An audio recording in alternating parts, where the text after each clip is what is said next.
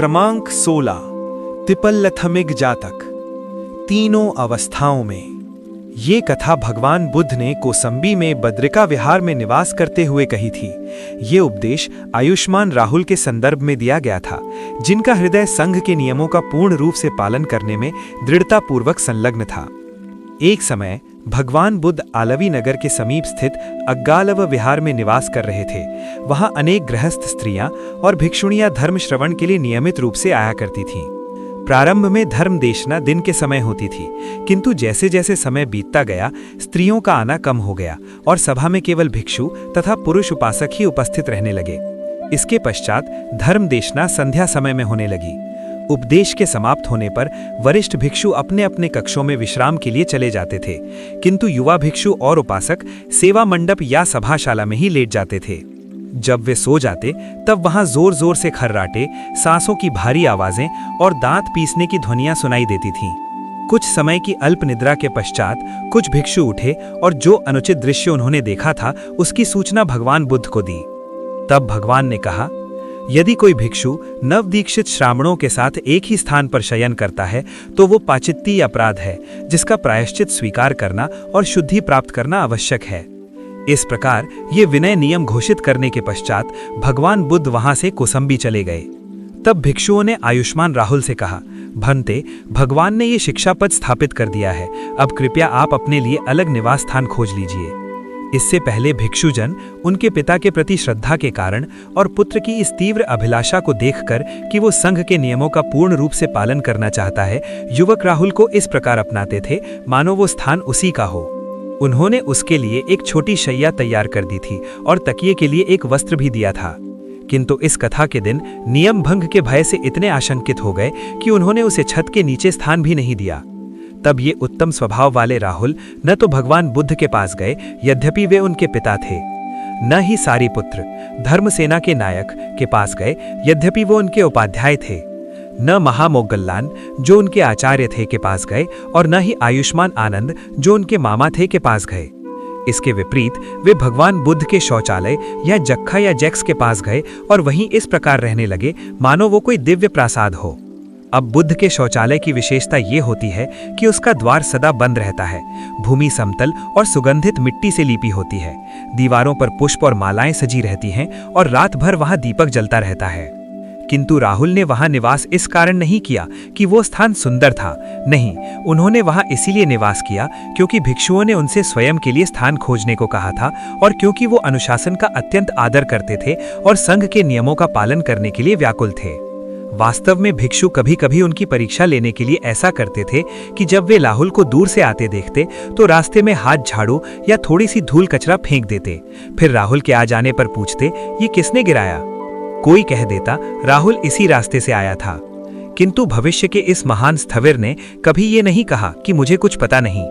इसके विपरीत वे स्वयं कचरा उठाकर हटा देते और उस भिक्षु से विनम्रता से क्षमा मांगते और तब तक वहां से नहीं जाते जब तक उन्हें ये आश्वासन नहीं मिल जाता कि उन्हें क्षमा कर दिया गया है।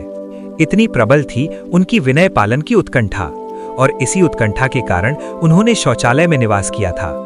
अब जबकि भोर भी नहीं हुई थी, भगवान बुद्ध शौचालय के द्वार पर आकर रुके और खांसते हुए बोले, अहम अहम। अंदर से आयुष्मान राहुल ने उत्तर दिया, अहम अहम। वहां कौन है? भगवान ने पूछा। मैं हूं राहुल, ये उत्तर आया। युवक बाहर निकला और गहराई से प्रणाम किया। राहुल, तुम यहाँ क्यों सो रहे हो? भगवान ने पूछा। भंते, मेरे पास रहने का कोई अन्य स्थान नहीं था। अब तक भिक्षुजन मुझ पर अत्यंत कृपालु रहे हैं, किंतु अब नियम भंग के भय से वे मुझे आश्रय नहीं देते, इसलिए मैंने यहाँ निवास किया, क्योंकि मैंने सोचा कि ये ऐसा स्थान है जहाँ मेरा किसी से संपर्क नहीं होगा। तब भगवान ने मन ही मन विचार किया, यदि ये लोग राहुल के साथ भी ऐसा व्यवहार करते हैं तो जो अन्य युवक संघ में प्रवेश करेंगे उनके साथ ये लोग कैसा व्यवहार न करेंगे। इस विचार से धर्म के प्रति उनका हृदय द्रवित हो गया। अतः प्रातःकाल उन्होंने सभी भिक्षुओं को इकट्ठा कराया और धर्मसेना नायक सारीपुत्र से पूछा, सारीपुत्र, तुम तो कम से कम ये जानते ही होंगे कि इस समय राहुल कहाँ निवास कर रहा है? नहीं भंते, मुझे इसका ज्ञान नहीं है। तब भगवान ने कहा, सारीपुत्र, आज राहुल शौचालय में निवास कर रहा था। सारीपुत्र, यदि तुम लोग राहुल के साथ ऐसा व्यवहार कर सकते हो तो जो अन्य युवक संघ में प्रवेश करेंगे उनके साथ तुम लोग कैसा व्यवहार न करोगे? इस प्रकार का व्यवहार संघ में प्रवेश करने वालों को स्थिर नहीं रख पाएगा। अतः भविष्य में ऐसा किया जाए कि तुम अपने नवदीक्षित श्रावणों को 1 या 2 दिन तक अपने ही निवास स्थान में रखो और केवल तीसरे दिन उन्हें बाहर ठहरने की अनुमति दो, और ये भी ध्यान रखो कि तुम उनके निवास स्थान से परिचित रहो। इस प्रकार की उपशर्त के साथ भगवान ने ये विनय शिक्षापद स्थापित किया। इसके पश्चात भिक्षुजन धर्म सभा में इकट्ठा होकर आयुष्मान राहुल के गुणों की चर्चा करने लगे। वे कहने लगे, हे आवुसो, देखो राहुल नियमों के पालन के लिए कितने व्याकुल थे। जब उनसे स्वयं के लिए निवास खोजने को कहा गया तो उन्होंने ये नहीं कहा कि मैं बुद्ध का पुत्र हूँ, निवास के विषय में तुम मुझे आदेश कैसे दे सकते हो, तुम स्वयं बाहर जाओ।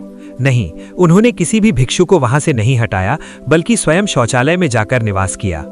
जब भिक्षु इस प्रकार चर्चा कर रहे थे तब भगवान धर्म सभा में आए और अपने आसन रत्न पर विराजमान हुए। उन्होंने पूछा, भिक्षुओं, किस विषय में चर्चा हो रही है? भिक्षुओं ने उत्तर दिया, भंते, हम केवल राहुल की विनय पालन की उत्कंठा के विषय में ही चर्चा कर रहे थे। तब भगवान ने कहा, ये उत्कंठा राहुल ने केवल अब नहीं बल्कि पूर्व काल में भी, जब वो पशु योनि में उत्पन्न हुआ था, तब भी यही गुण प्रदर्शित किया था। ये कहकर भगवान ने अतीत की ये कथा सुनाई। एक समय मगध देश में राजगृह नगरी से एक राजा राज्य करता था। उसी काल में बोधिसत्व का जन्म एक हिरण के रूप में हुआ था और वे वन में हिरणों के एक झुंड के नेता के रूप में निवास करते थे। एक दिन उनकी बहन अपने पुत्र को उनके पास लेकर आई और बोली, भ्राता, इस अपने भांजे को आप हिरणों की चालें और उपाय सिखाइए। बोधिसत्व ने कहा, निश्चय ही, और फिर उस बाल मृग से बोले, अब तुम जाओ पुत्र, और अमुक समय पर यहाँ लौट आना, तब मैं तुम्हें हिरणों की युक्तियां सिखाऊंगा। जिस समय का संकेत उसके मामा ने किया था, ठीक उसी समय वो युवा मृग वहां उपस्थित हो गया और उसने हिरणों की सभी युक्तियों का प्रशिक्षण प्राप्त किया। एक दिन वो वन में विचरण कर रहा था कि वो एक फंदे में फंस गया और बंदी बने प्राणी की भांति करुण विलाप करने लगा। ये सुनकर पूरा झुंड भयभीत होकर भाग गया और जाकर उसके पकड़े जाने का समाचार दिया। माता उसके भाई के पास आई और बोली, भ्राता, क्या आपने मेरे पुत्र को हिरणों की युक्तियां भली भांति सिखा दी थी? बोधिसत्व ने कहा, डरो मत, तुम्हारा पुत्र दोषी नहीं है। उसने हिरणों की सभी युक्तियां पूर्ण रूप से सीख ली हैं। वो शीघ्र ही तुम्हारे लिए महान आनंद का कारण बनकर लौट आएगा। और ये कहते हुए बोधिसत्व ने अपनी बहन को ये दिखाकर सांत्वना दी कि उसका पुत्र हिरणों की युक्तियों में पूर्ण रूप से पारंगत है। इधर जब वो युवा मृग फंदे में फंसा तो उसने न तो छटपटाहट की और न ही संघर्ष किया। वो पूरी लंबाई में पार्श्व की ओर लेट गया, अपने पैरों को सीधा और कठोर करके फैला दिया।